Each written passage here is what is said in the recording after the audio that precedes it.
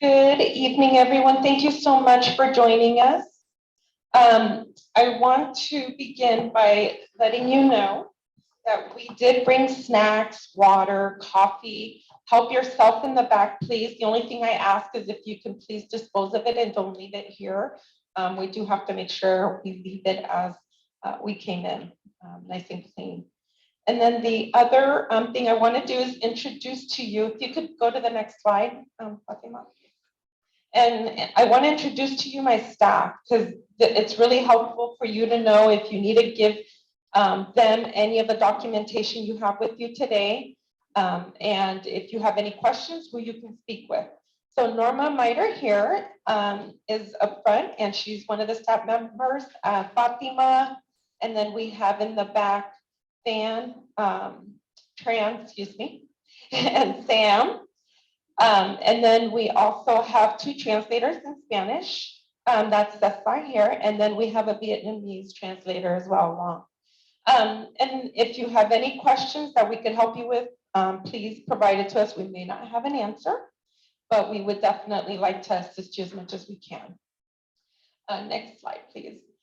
So this here is the current City of Santa Ana ward map. It was withdrawn its boundaries in 2018, and that was based on 2010 census data. This map will be changing with the redistricting process based on the 2020 census data to take into account the population changes, interest groups, and other criteria we will go through later. Under the California's Fair Maps Act, also known as AB 849, the cities and counties are required to have a more robust outreach process with focus on community interests. This redistricting process is and will be very different from the previous redistricting process because we are operating under a new law. Next slide, please. For the agenda today, we're going to be covering the redistricting basics, traditional redistricting principles, and we're only going to cover a brief summary during today's presentation. Communities of interest and what that means. And towards the end of the presentation, we will have a mapping tool demonstration. We're going to go over a few ways for you to provide your public testimony or public comment on the communities of interest. And lastly, we're going to go over the public hearing schedule as there were a few revisions made. Schedule. Thank you. What is redistricting? Redistricting is the process of adjusting ward lines every 10 years after the release of the US Census data. Every year that ends with the zero. People around the country fill out the census form that capture where they live at that point in time.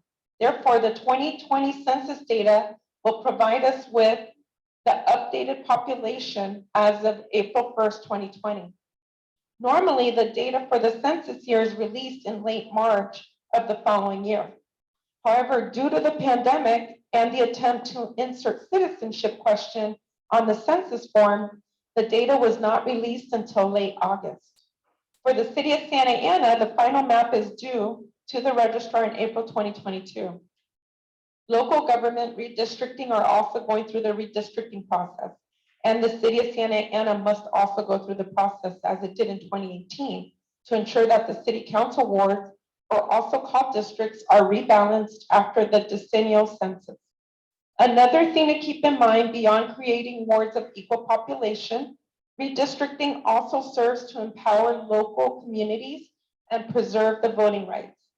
The purpose of having this redistricting process is about making sure that there is representation and redrawing the ward boundary lines for the City of Santa Ana. Next slide, please.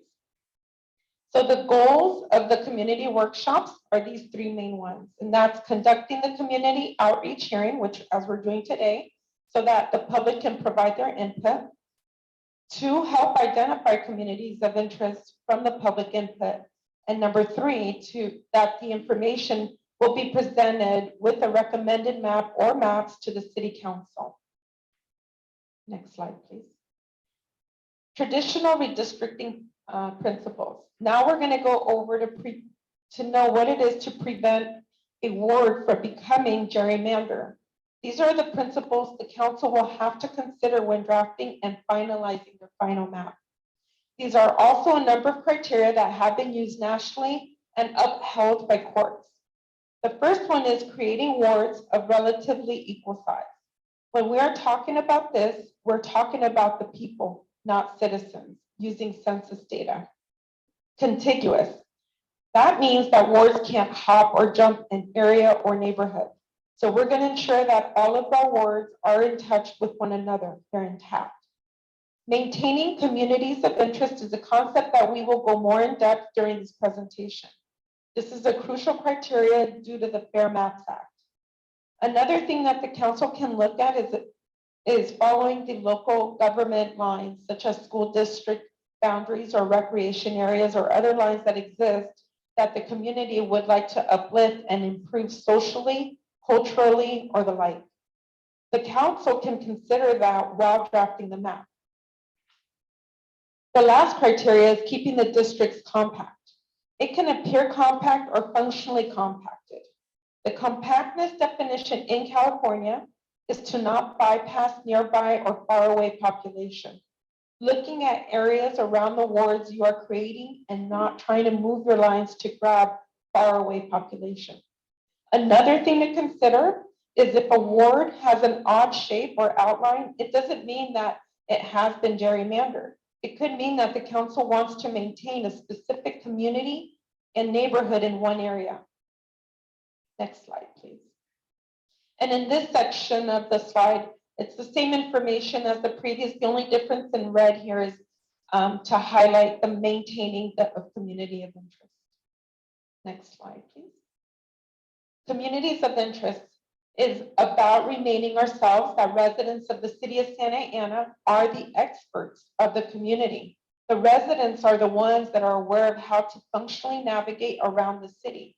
So the term communities of interest is about bringing like-minded people together for representation. It is also the building block of wards. It's a high criteria for this redistricting process. Some community of interest includes ethnic and language minorities and other groups. Something to remember during these redistricting workshops and process is that because we're discussing about how people navigate through the city of Santa Ana, we want to remind our residents that communities are subjective and we want people to remain open-minded to be as inclusive as possible. And some of the communities that are covered under the Voting Rights Act are Latinos, Asians, and African Americans. Next slide, please. On this slide, what's extremely important to remember is that during the process, while communities of interest may include race, it cannot be the major factor in drawing ward boundaries. Next slide, please. To help you understand what you can think about when submitting a draft map, your testimonies or comments describing your community, we provided different areas that you can think about. These are a wide variety of things that people can come forward and give testimonies or your public comment. Communities of interest could include the historical neighborhoods, renters versus homeowners, business locations, school districts, recreational areas, cultural amenities, and there's so many other additional areas that you can think of as communities of interest. Next slide, please. Now we're going to discuss what's not a community of interest. Now that we've introduced the definition of what is a community of interest, we do want to cover what's not a community of interest under the Fair Maps Act. And the council is explicitly prohibited from considering these following groups as communities of interest. First one is political party affiliation. An example of this are individuals who give testimonies solely based on their political party affiliations. So they indicate that they're Republicans, Democrats, Green Party, Independent, etc. The council is not allowed to use that testimony as consideration in community of interest input. The other section is incumbents. Those are members of the council that intend to run for council in the city of Santa Ana. Similarly to political party affiliation, this can't be considered. And political candidates. For example, if someone or a member of the public came in and said, I live in this area and I really want these wards to remain the same because I plan to run for council. That is not a testimony that the council can use as a consideration in the community of interest input. We recognize that it's the right for the members of the public to come and share your testimony, but it's up to the council to determine what things are allowable in order for them to do their redistricting process for their wards without violating the Fair Maps Act. In addition to that, it's difficult to consider groups of similarly minded people who do not share a similar geographic location or are citywide. Next slide, please. Members of the public are always welcome to come forward and share their testimonies, but it is the job of the council to determine what can or cannot be used. And these are the three critical questions in defining your community. First question is, does your community have a shared culture, characteristics, or bond? A lot of us think of ourselves as being part of an ethnic group, but beyond being Latino and Asian, what are other characteristics that tie our community together? Shop at a similar place, go to a specific park or go to church together, etc. The second question is the community geographic in nature? Is the community able to be mapped? Visual maps are the most preferred as we are unable to visualize written or verbal testimonies without a visualized map or geography. Would you like me to take a moment? Okay, thank you. Oh, I'm gonna just wait for just a few seconds here. We had additional people who need assistance with translation devices. So once they get that placed on, we will go ahead and proceed.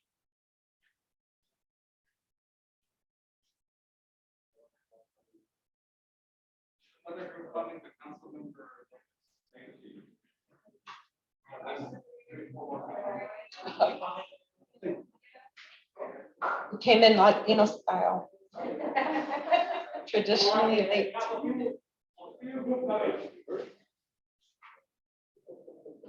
So visual maps are the most preferred because we're unable to visually see what's written or verbal testimonies without a visualized map or geography. So we recommend that you use street boundaries, neighborhood names, or specific locations in such that we do not want to misinterpret your preferred map or boundaries. The third testimony to consider is describing your community's relationship with the jurisdiction, with the city of Santa Ana. How is it affected by the policy decisions that are made by your elected officials?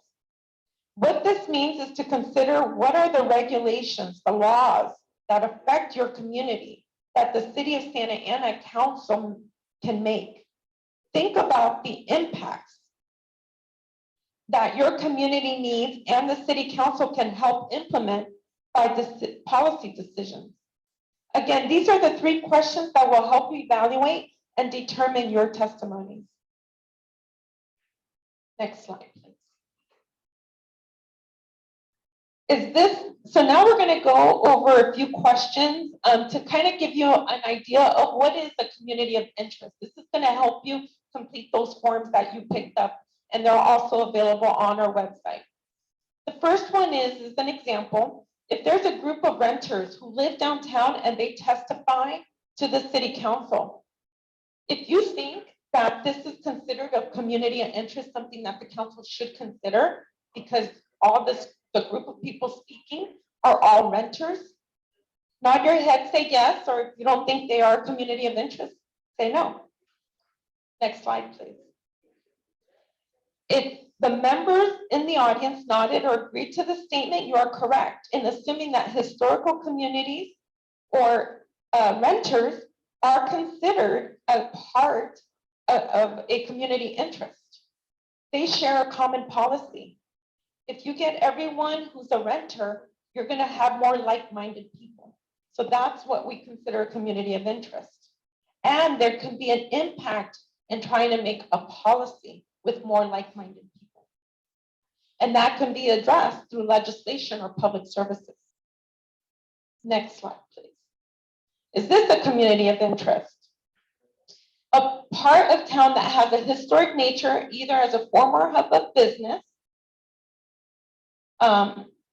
community, or an area that had been discriminated against through redlining or racially restricted covenants. Should the city council prioritize this historical area when drawing their maps?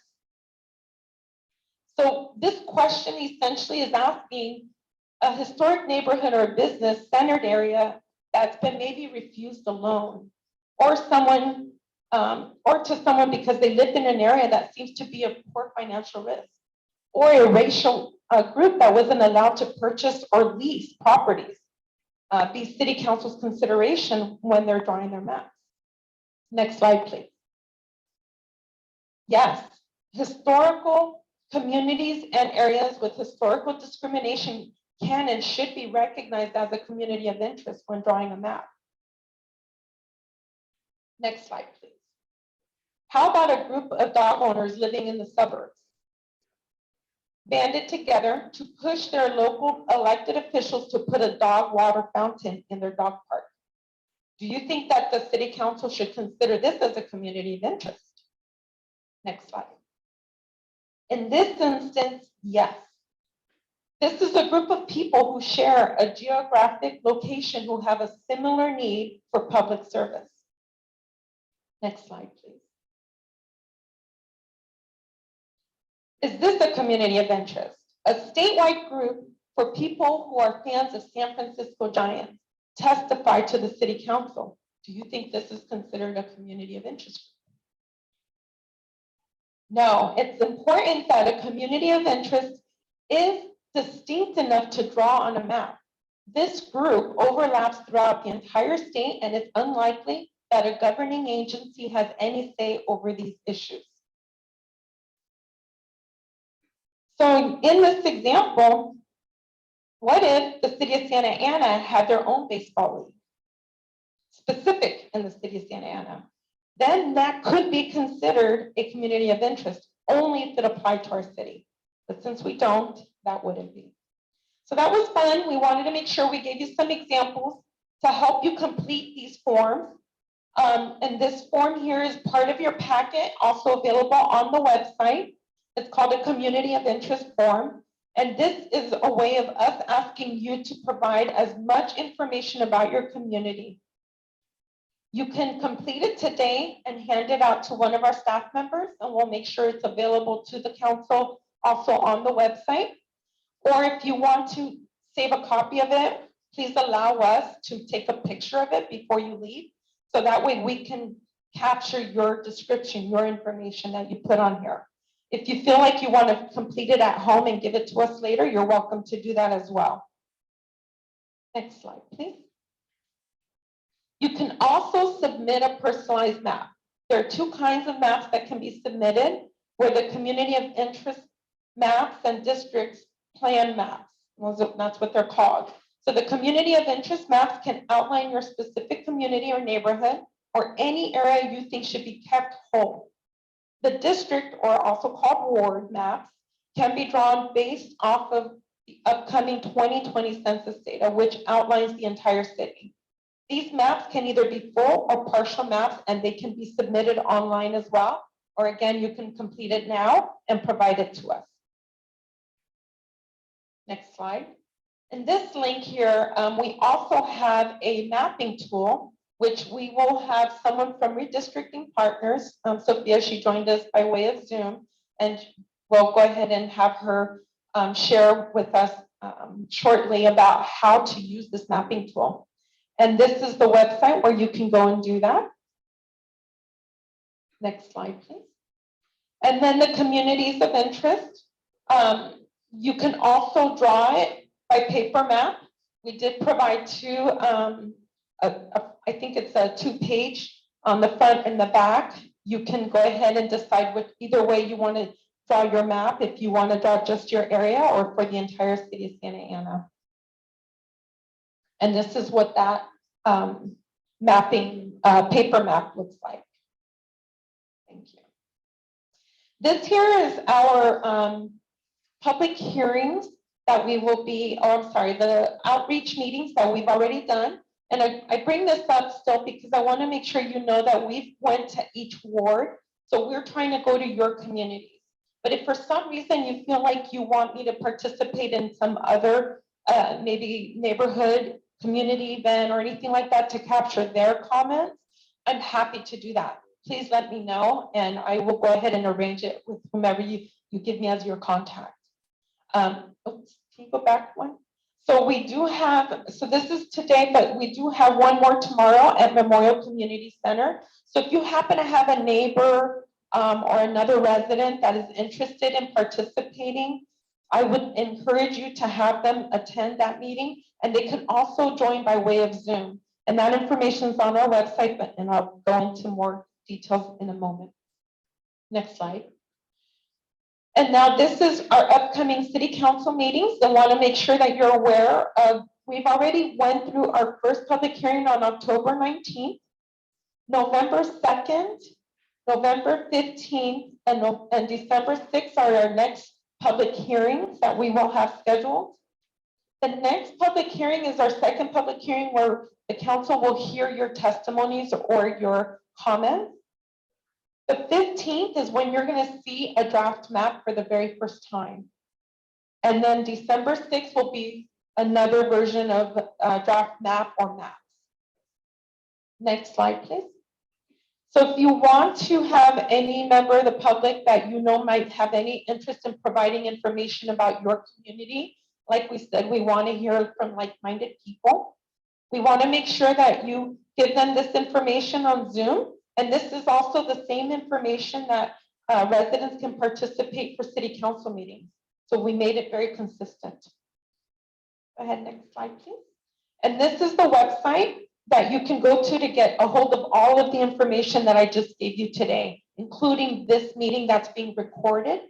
It will be put on our website so you can watch it again. And this is the website, www.santa-ana.org/redistricting. Next slide. Okay, so that is my presentation. Like I said, I do have with us redistricting partners who's going to go over how to use the mapping tool. Those are people who like to play with technology a little bit. I got to use it and it is pretty user friendly, but I think it's really helpful to also see then how you can use it to full potential. So unless you had any questions, I'm happy to hand this over to her. Okay, Liz, I'm going to go ahead and put you on hold for just a minute because I got to add you to my other device.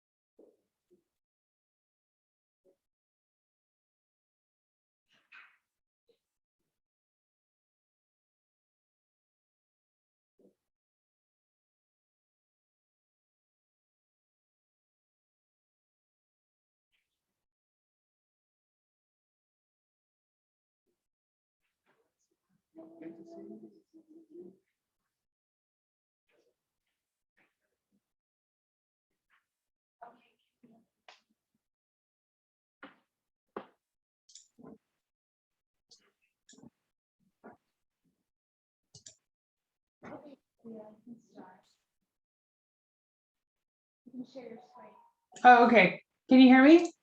Yes. Okay, great. Perfect. All right. Can you guys see the window with the website?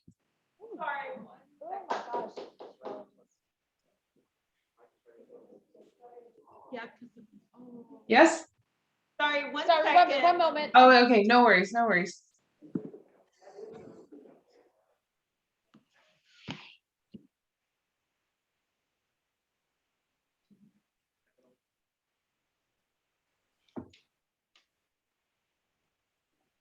Okay, Sophia. 1 second. Oh, One moment, please. Okay.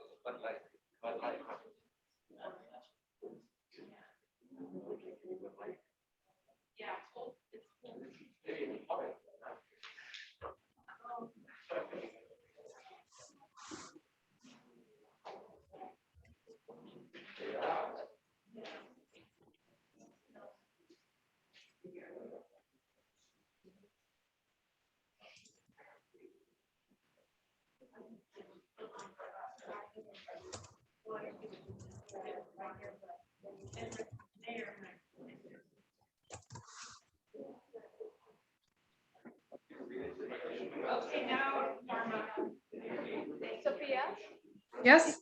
you can begin now. Okay. Can you guys hear me and see my screen? Yes, we can hear you. Yes, we can hear you. Okay, perfect. Hi, everyone. Thank you for joining us on this Friday evening. Thank you to staff for setting up this meeting in a community space. We know that there's a lot of challenges with meeting in person, so just want to thank the staff and you all for being here.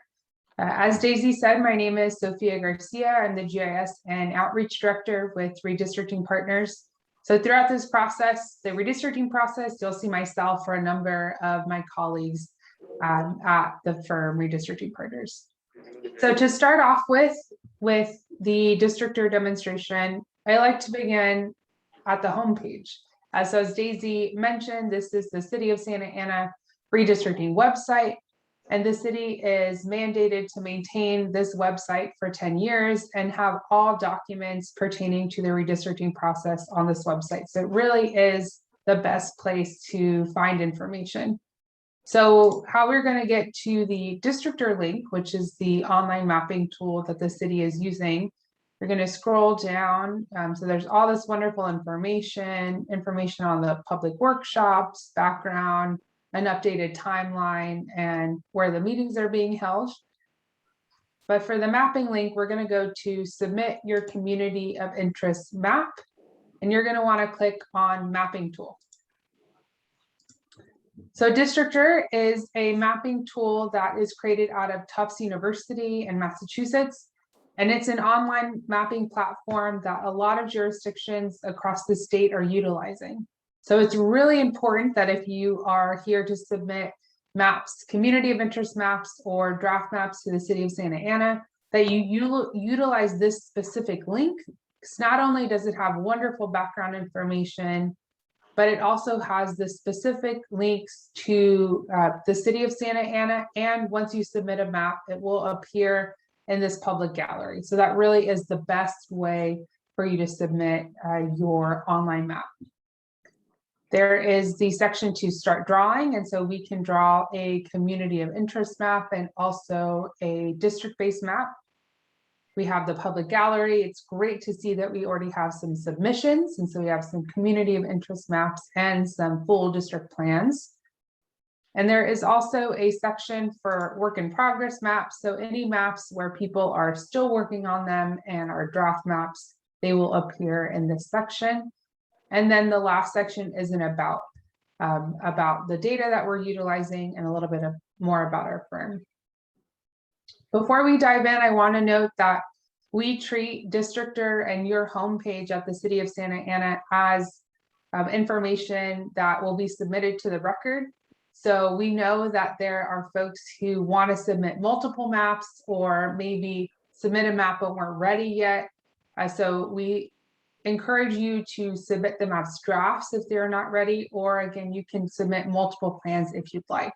But we will be taking all these maps, looking at them, and allowing the council to see them. So just as a note for you folks who are getting started. So this evening, we're going to go through both the community of interest map and how to draw a district-based map. They're both very similar, but there are some key differences. So we're going to get started by clicking on this orangey red button that says Santa Ana, identify a community built out of 2020 blocks. So when you click on the link, you will automatically be taken to a map where you will see the outline of the city. You will also see the census blocks, and those are those kind of smaller gray geographies that we see between the city. And as Daisy was mentioning and went through the traditional redistricting principles, we utilize census block data based on the #1 criteria of creating districts of relatively equal size. And we're looking at drafting maps or any full draft plans. They will all be utilizing 2020 census data. And the data is synonymous with the geography because that's how we receive it from the Census Bureau. And the smallest unit of geography for this data are what's called census blocks. So they may be a little bit different geography than a lot of us are familiar with, but that will be the basis for both the community of interest plan and the district-based plan. On the left-hand side, you have a search bar where you can insert a specific location of the city and it will zoom you there. There's a zoom in, zoom out function, and then also an ability to orient your map pointing north if you get turned around. But the bulk of the work that you will be utilizing will be on the right-hand side of the tool. So I'm going to go through some of these buttons first, and then I'm going to show you how you can draw a community of interest map. So as soon as you open the map, it will have you on what's called the pan tool, which is a tool that will allow you to move around the map or to zoom in and zoom out of a specific location. You have the paintbrush tool, which will let us draw those communities of interest maps. We can grab a larger section of census blocks, or you can do it one by one if you'd like to be more meticulous and grab a smaller piece. You have the erase tool, which will let you erase any census blocks that you don't want to submit in your community of interest. And the inspect tool, which will give you some more background information block by block. If you hover over a block in the city, it'll give you the total population number and then also the ethnic and racial breakdown of that specific block. So those are the buttons up top. So when you want to start drawing your community of interest map, you click on the paintbrush tool again, and then you can go to the map and start clicking. You can create a community of interest map by clicking one by one, or you can click, hold down your mouse, and then drag your mouse to grab different portions. You are able to create as many communities of interest that you'd like. That is a key difference when you are going to go in the tool to draw district boundaries. You can create one, you can create 20 communities of interest. It's really up to you. So how you add another color to draw another community of interest is you click on this plus sign where it says add another color, and then it will change the color. And you know which color you're on based on which color is a circle, and the ones that are squares are colors that are there, but you are not creating or adding to that district. Another difference with the district-based map and the community of interest map is you're able to overlap in the community of interest map. So here I can grab portions of the blue and I've created another piece that overlaps. So a districtor knows that communities of interest can overlap with one another. A specific location can have multiple identities, and so that allows you to overlap. If you do not want to overlap a specific district, you will click on the Lock Already Drawn Communities button, and here I won't be able to grab any more of that blue portion. So again, to add another one, you simply click on the plus sign, and now we can just keep adding and adding. And at any point when you are drawing your map, you can name the communities of interest. And you do that by going to areas of interest. This select has a couple of tabs. And you can see that because we haven't named anything, all of the colors are just generic names at the moment: community 1, community 2, and community 3 based on the color. So let's say I want to rename the yellow district, and so I'm going to click community 2, and here in name, you can name it. Again, this is just generic, only for an example purpose. And here in this describe your community, you can think about those questions that Daisy talked about to explain more of what bonds your community together, to explain more of the geography if you'd like, and then again, your tie to the city council and how you relate to the council. So this is a wonderful space to add information here. Now, if you want to add a specific location to your map, you have that ability to do so by going down to important places and clicking on this new blue button with a pin drop. And now you will be able to add a specific location to your map. We see that our mouse has changed. And again, similar to adding another color, you go back and click on that blue button. And now you can add as many specific locations as you would like. You'll see a key difference here is that all of the dots are red. So no matter how many specific locations you add, whether it's 1 or 20, all of them will be red. And so to name your specific location, you're going to want to hover over the point. So here I have new point 1, new point 3, new point 2. So let's say I want to rename new point 2.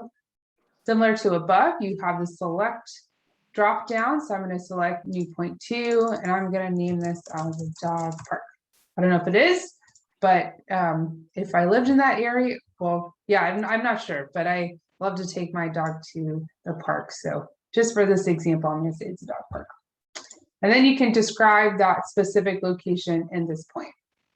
Now, maybe I don't want to have one of these points in my map. So to erase a point, you're going to click on, hover over, figure out which one it is. So let's say I want to get rid of new point 1. I have to select new point 1, and then I click on this red trash can button, and that's how I delete a specific location. So you have now your communities of interest geographies, you have specific locations, you're naming them. Let's say you want to have a little bit more information. And so you go to the data layers tab, you can number your communities of interest if you'd like. You have the ability to look at specific demographics based on race. So we can see the total population of the city. We can see the Hispanic population, Asian, white and black. We can also look at the citizen voting age population data.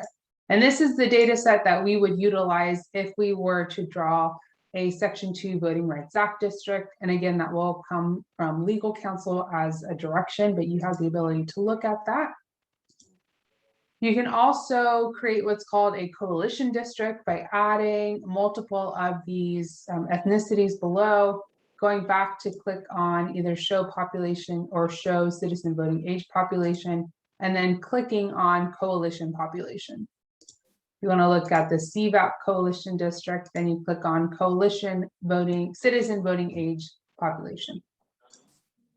The final tab for more information is the evaluation tab, which gives you specific information based on race and ethnicity, and also the total population of your specific community of interest. So we have community 1, community 3, and one called work. So you see the total population information, and that is based on, again, the city of Santa Ana information. You're also able to look at that with the citizen voting age population. We do see the evaluation tab being utilized more when community members are drawing districts, because again, as a reminder, you don't need any supplemental information or census data to draw your community of interest. This is all here just as additional information for you to look at, but you don't necessarily need it to submit a community of interest map. So now let's say I'm excited, I want to submit this, I want to add it to the home page. What you want to do is click on this save button at the top right-hand corner, and up will pop a new window which will give you some information. So now if you want to share your map directly to the gallery, you're going to want to click this dark green button that says share to gallery. You can name your map if you'd like, but it's not necessary. Every map will receive a specific unique ID, and that will be the ID that we will reference your map from. Because this is a public tool and doesn't require any login information, all of the maps are anonymous submissions unless someone puts their specific name in any of these maps. So if you want to save your map as a draft, you're going to want to click work in progress, and now you can save it as a draft. A note for when you are saving a map as a draft, the way that the software will be able to remember who you are is by using the same URL, or the IP address, excuse me. But you can still open that map in another computer, but it does reference you or remember you through your IP address. But that's a way that you can save your map as a draft. You can also save your specific unique URL and share it with other people. But again, the best way to have your map on Districtr be shared so that the council can see it is to share it directly to the gallery. And the last thing is on the top right-hand corner, you can click that button, which gives you the option to print your map as a PDF, or if you'd like to look at this map in another mapping software, such as Maptitude or an Esri software, you can download it as a shapefile or GeoJSON. So that is the community of interest district map. And I'm going to go to showing you how to draw a district plan. And again, a lot of similarities, so it'll be a lot of repeat, but I want to show you the specific differences when you are drawing a district plan. So I just went back, and I'm going to click on the purple button now that says 6 council districts. And we see a couple of differences. We see the background of this is more grayed out, but still you see the street names and park names. We no longer have the search bar at the top, but we do have the zoom in, zoom out, and orient your map north button still. And the main difference that we notice is here on population tab, we have this square that has a line in between with the ideal number at the bottom. So what that is that if the city of Santa Ana, utilizing your 2020 population data, and we were to split the city exactly into 6 districts, the ideal population would be 51,898.83 people. However, the city is allowed a deviation or a difference of 10% for the total plan deviation. So what that means is that you can have your largest district and your smallest district. Percentage-wise, the difference has to be no more than 10%. But again, this is the ideal, but you do have some wiggle room when you are creating a full plan. So we have the pan tool, the brush tool, the erase, and the inspection tool. So we're going to go straight to the brush tool. Here we see that we don't have that add color. Again, we are only able to create 6 districts. The city of Santa Ana has 6 council districts, and so you have the ability to create a plan with 5 or 4, but you can't create a plan with 7. So that's a difference. So let's start just adding some data. Again, this is just for example purposes. I'm not drawing a map to submit. Just going to click on different colors so that we can see the lines move. And as soon as you add any census blocks to your district, you will see this color and the bar move in real time. And again, you have the ability to, instead of overlap in this district building, when you go to grab other portions of a district, it'll just take those portions of a district. So if you'd like to lock a district, let's say I'm really happy with my blue district, you can click on the button that says lock already drawn districts, and now I won't be able to grab any portions of that blue. Okay. So the other numbers to look at are the unassigned population. So that's all of the census blocks that are not in a district at the moment. So if you are looking to create a full draft plan, you want this number to be as close to 0 as possible. And the software also gives you the max population deviation. So it doesn't give you the total plan deviation, but it'll let you know whatever a district that is, whichever is your largest district. So we will take all of the district plans and run them and create data packets, and we will let the council know what is the total plan deviation of each draft plan. You have the data layers tab, which has the same functionalities as the one before. You can paint and number your districts. You can look at the population by race, and you can look at the population by citizen voting age. You can look at the coalition builder map as well. And then the evaluation tab here looks a little different, where you can compare the districts that you've drawn based on race and ethnicity. So you can click on any one of these, so let's say to Asian, to Hispanic, to white, and look at the percentage of each of those ethnicities in your specific district. Another thing to note is when you are drawing and submitting a district-based plan, you don't have the ability in the software to add any supplemental information. So if you would like the council or staff to have additional information on your map, why you drew it this way, the best way to do is to reference your map ID and name and email the staff, or to talk about it in a public meeting. So again, to save your map, it's the same thing as the community of interest map. You click the save button, we have the tab, we have the specific URL link, we have the ability to share to the gallery, we have the ability to save as a draft, and we have the ability to name them. So all similar to the previous community of interest map. You can also print it as a PDF and then download them to look into another mapping software.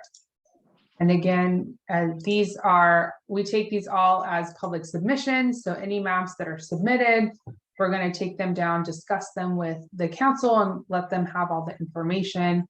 And this is not the only way you can submit your map. As Daisy said, you can use the placemat, and we have seen quite a few placemats already there, but we look forward to reviewing your maps, and I'll give it back to Daisy and staff to see if there is any questions. Does any member, thank you for joining me. Any member of the public have any questions, or even virtually, excuse me? Okay. If you're joining us virtually and you'd like to provide any comment or even a question, you can go ahead and unmute them. You can go ahead and unmute yourself by selecting the unmute feature on your device. Just want to make sure that you're capable of being able to speak if you'd like. Okay. Thank you so much. So, ¿you una pregunta? Sí. Ok, espera un momento, déjame pasarme. No necesito el micrófono. Pero lo necesito grabar. Claro. Ajá. Sí. Ok. La pregunta es, ¿qué tiempo tenemos? ¿Qué tiempo para llenar esta información? Para hacer un trabajo adecuado y que ustedes tengan la información adecuada a tiempo también. The question is, how long do we have to do this work, to submit this work, in order for you to have the adequate and appropriate time to work on this? Great question. So we of course are encouraging everybody as early as possible, but the last day for us to receive this, the way we have it scheduled right now is,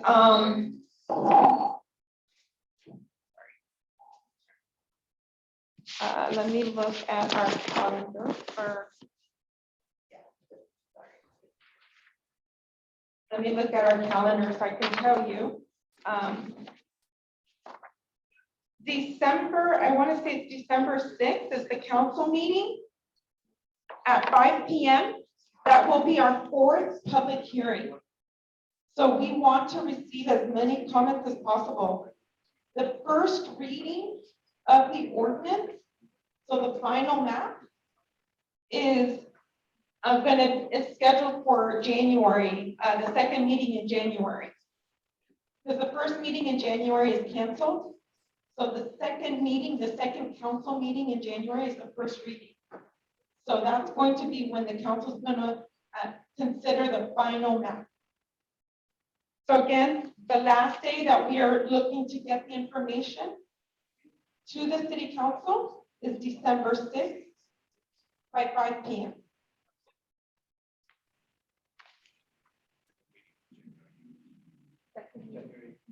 Yeah, January 18th is the second meeting of January. So that is the final map. Thank you. Mi pregunta es, ¿cuánto va a tardar este periodo? Si solamente cuando estén los concejales aquí hábiles en nuestra área, o cada cambio de concejal se va a tener que hacer un nuevo mapa. How long is this change for? Is this while the council members are in the wards, or every time we get new council members to change the map? Did you want to answer that, Sophia, or did you want me to? I'm sure. So I think what I hear the question as, how often do the district or the ward lines, excuse me, change? And they change every decade. So the district-based, excuse me, ward, this is going to get a little, I'm getting used to. The ward maps only change once a decade after we receive the census data. Any reason for a mid-decade redistricting, so that means between now and 2031, would be due to a lawsuit, but that is not our aim. And again, normally it would be every 10 years based on new data.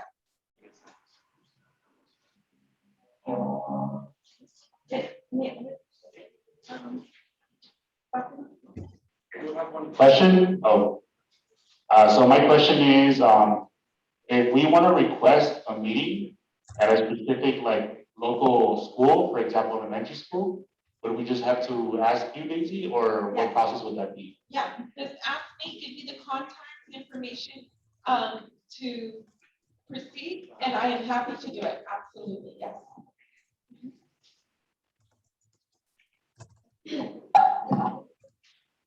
Well, I'm kind of lost in this whole thing, but as I was listening to the presentation about the district, do we suppose we don't have a computer to do that? Did she answer that? Or did I That's miss an it? excellent question. Yes, we have paper. Everything that's on the website, we also printed it and provided it in different languages, up to 5 languages. And we brought that here with us. So we are happy to give that to you. And we can walk you through each different worksheet so you know what the difference is. Okay, thank you. You're very welcome, yeah. And any one of my staff members could help you before you leave so we can walk you through each sheet. Una pregunta de tipo política. El 6 de diciembre se confecciona el, No tiene que estar tan cerca. el mapa definitivo. ¿Puede haber entre los 7 concejales alguien que apele los límites de ese mapa? ¿Se puede entre los 7 concejales alguien no estar contento en la forma en que se ha dividido el nuevo mapa, que va a quedar definitivamente hecho así? ¿O todos estarán de acuerdo en el mismo mapa, el mismo día, sin que haya ningún problema? So the final map is supposed to be gotten to by December 6th. can a member of the city council appeal if they're unhappy? And do you have to all agree on that day? What's the process? Did you want to touch on that, or did you want me to? Yeah, I think Daisy, you will know the voting rules better than I do, so I think if you can take that and I can I absolutely. supplement anything. So the answer is the council definitely can say that they would like to push the date back. And it doesn't have to be by that date. By law, we have until April 2022 to finalize the map. So that is the legal deadline. So yes, the council can change the date and say, we're not happy with what we're looking at as a final map on December 6th. And we want to push this forward to a future council meeting. They can definitely do that. They can schedule a special meeting, an adjourned meeting, or it could be on the next regularly scheduled meeting. They have until April. Otra pregunta? Any other questions? We're talking about,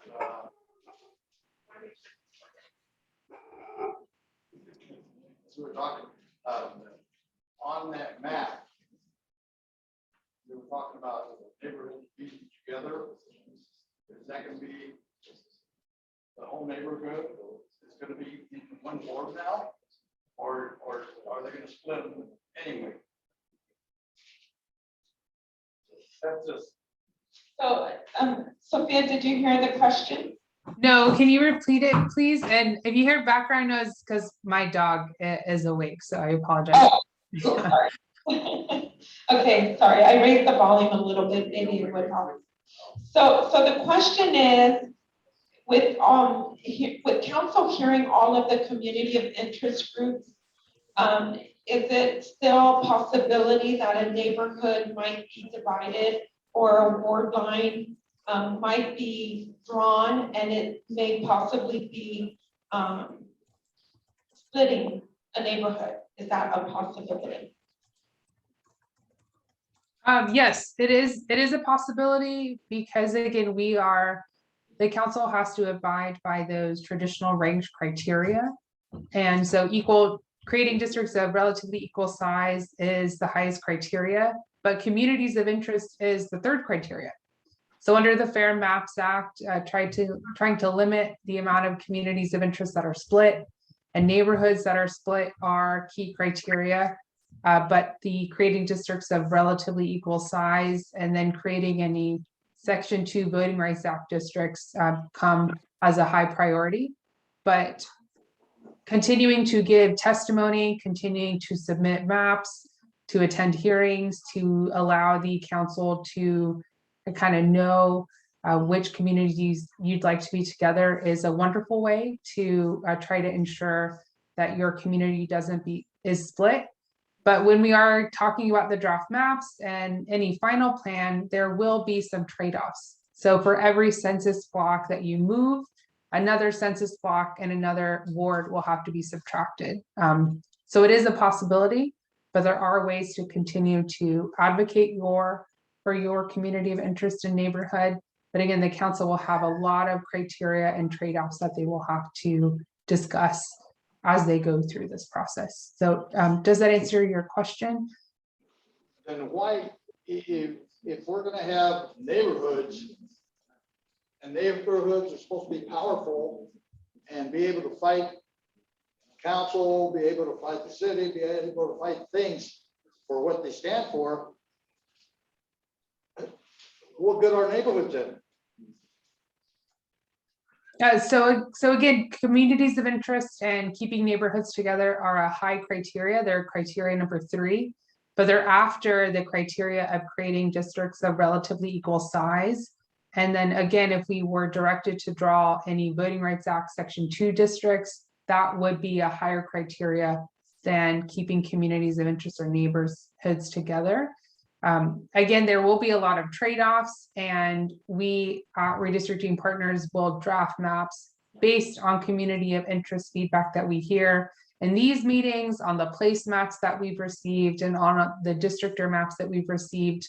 But they will be draft maps. So when we go into those meetings with the council, they say draft on them, they're subject to change, they're subject to community input, and they're subject to council direction. So again, there'll be a lot of trade-offs and conversations because we are working with that criteria, but again, we are bound by the data and those census blocks.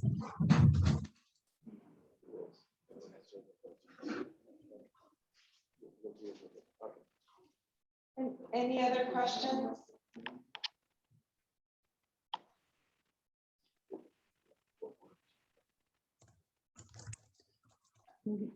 Vamos No, Hermano, hablar con la mujer. no, está bien. Señoritas, señores de la mesa directiva, en el nuevo mapa habrá una manera que no sea tradicional, que obligue a los concejales a acercarse a las comunidades a una vez en el mes o en el año, que eso esté escrito sobre piedra para que los concejales sepan de las necesidades del apoyo que necesitan los distritos. O sea, no lo estoy yo haciendo obligatorio, sino estoy un comentario que pregunta si en el nuevo mapa habrá alguna manera de que los representantes de los concejales se acerquen a las comunidades en su tiempo para conocer de cerca qué es lo que está pasando en esa comunidad. Nada más. My question is if with these new maps, can the council members be required, forced, or somehow obligated to reach out and meet with communities of interest, to their communities once a month, once a year, etc.? I'm not trying to force them, I'm just asking if with these maps we can require them to do that.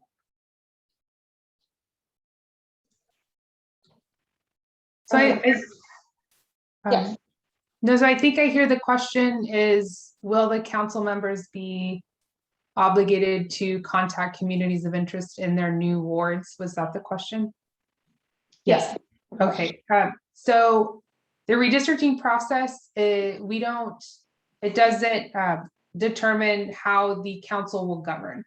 So they will have new ward lines by that April 2022 date, as Daisy said, but they do not require the council to or give them any specific direction on how they will govern within their new ward lines. That is solely up to the council members and any new council or mayor who are a part of your district, your ward, excuse me.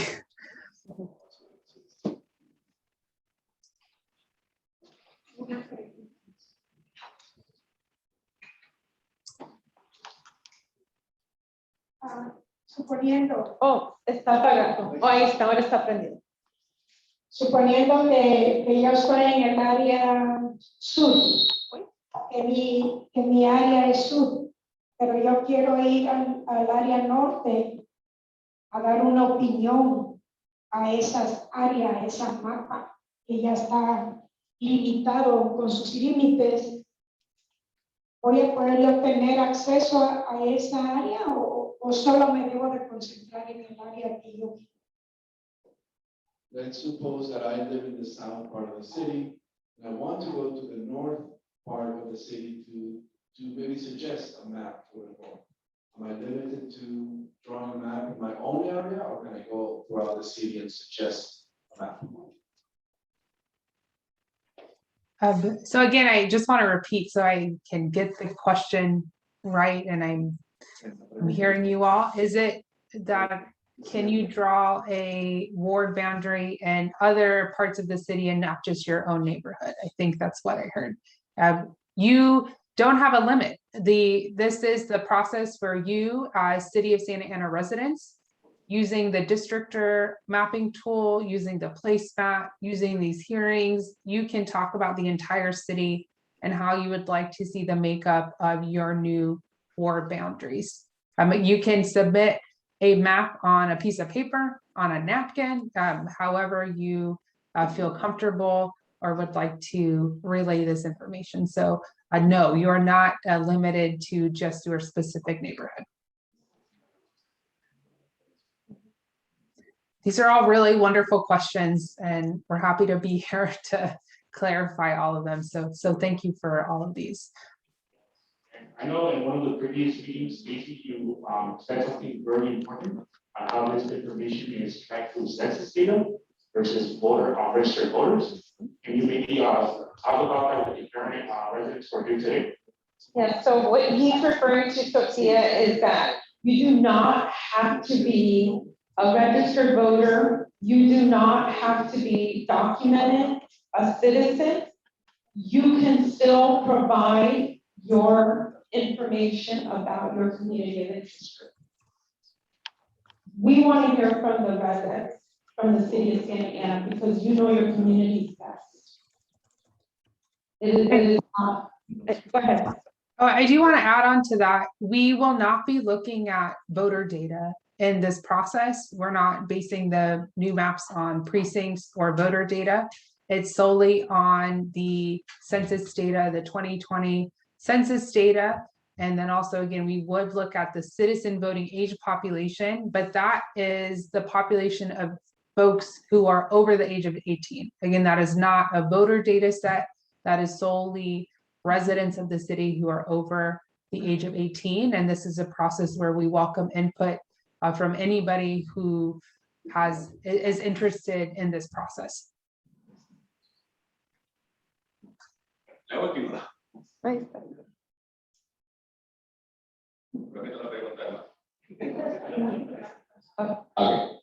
Bueno, como han sido elegidos los concejales en cada distrito, a veces nos queda un mal sabor de boca, porque ese concejal no vive necesariamente en nuestro distrito. No vive necesariamente. No está obligado, no es mandatorio que en el distrito 4, en donde está la organización Sullivan en acción. Antes que nada, mi nombre es César Medina, disculpe esa falta de cortesía mía para usted. Entonces, lo que queremos saber es en qué momento o cómo podríamos hacer para que las futuras elecciones elijan y califiquen y direccionen a futuros representantes que vivan en nuestra casa. Y cuando digo nuestra casa, digo nuestro distrito, porque es más fácil llegar a la casa de ellos y poder conversar con ellos. Creo que me va a entender, ¿sí? Sometimes current prior elected members have left a bad taste in our mouth. Sometimes council members do not live in our district, are not obligated or required to live in our district.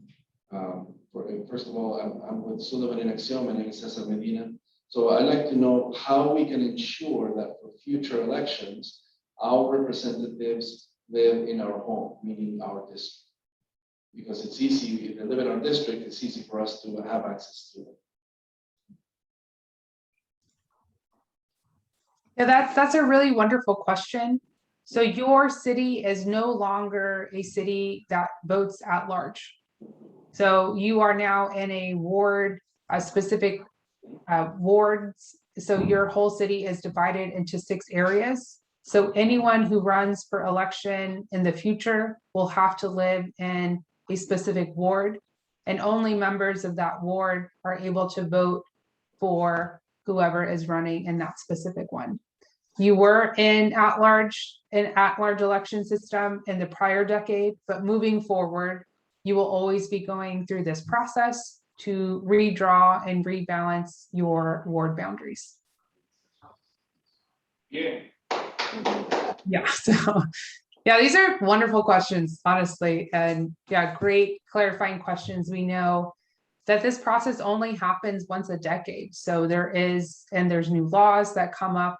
The Fair Maps Act was mentioned. So there is a lot of new information for this process. So we really appreciate these questions, and again, staff for hosting these community meetings. And we do have somebody who looks like wants to provide a comment from Zoom. So Laura Calderon, if you could please, okay. Sí, usted puede. ¿Habla español? Sí, Oh, ok. Usted puede dar su comentario. Ok, me gustaría saber si no habría alguna comisión que pues estuviera checando a los concejales que hagan su trabajo, porque pues ahora sí estamos como en México con el concejal que tenemos, no trabaja con nosotros, no nos apoya, no nos ayuda y la verdad donde estamos hay ahora sí de todo estamos viviendo aquí en la comunidad Sullivan y pues sí sería bueno que hubiera alguien que los estuviera pues checando o presionando para que hagan su trabajo. Gracias. I'd like to know if there's some sort of a commission or somebody or something that checks on the council members that they are actually doing their work. We are like Mexico now. Our council person is not working with us. We're not supported. We're suffering in the Sullivan community. So I'd like to know if there's a way to have somebody to check that the council members are doing their work.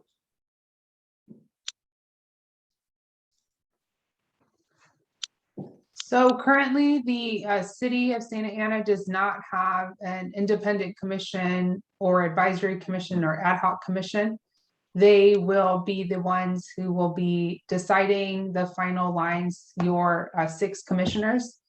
However, there is the new law, the Fair Maps Act, which has more strict requirements on transparency, access, and having the information in a lot of different places.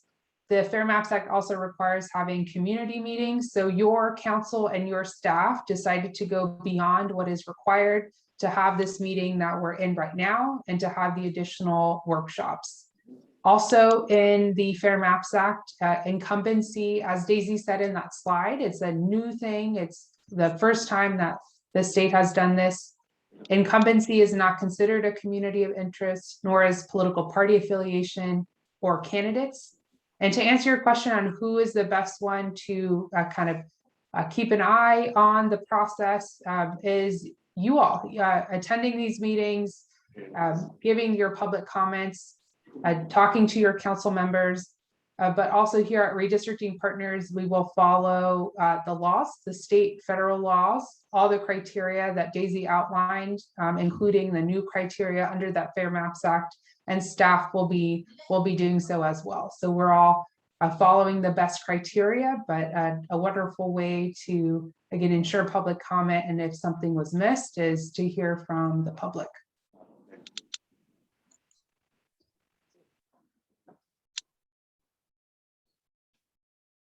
Oh, I also do want to mention on the commission note, the council can adopt to have a commission during the next cycle. There isn't a lot of time between now and when the final maps will be adopted to have applicants go through a process to seat commissioners. So their timeline is really short. But there are other cities across the state who have, again, advisory commissions, ad hoc commissions, or independent commissions. And those all take time to seat. So that is something that can be of interest or talked about for the process in 2031. And there are a number of other cities who are going through that process, and we're happy to talk to staff and give them a list of cities and the process that they went through. But again, there isn't enough time at this moment, but that doesn't mean that it can't happen in the future. So I just wanted to add a little bit of that.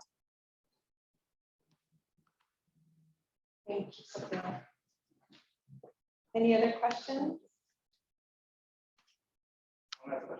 Is there an age limit?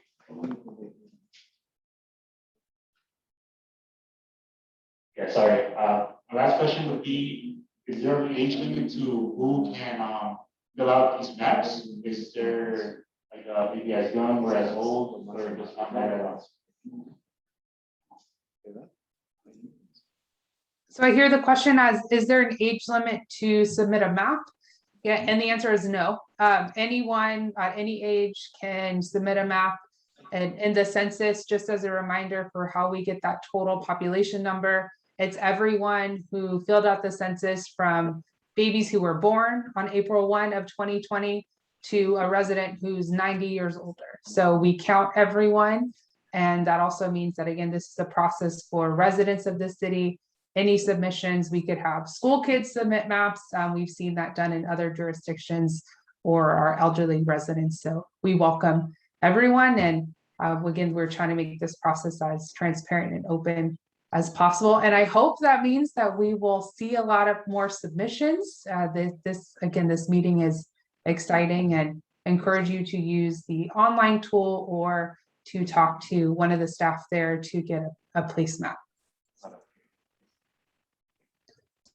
Any other questions? Okay, well, thank you so much, Sophia. I really appreciate your time and going over all the questions. Yeah, absolutely. Thank you for being here. Happy Friday. And again, we really appreciate your questions, and staff and redistricting partners are here for you, and we are happy to clarify anything and go through the process. So we look forward to seeing you at the next one. Thank you so much. Thank you. We'll go ahead and end. Thank you.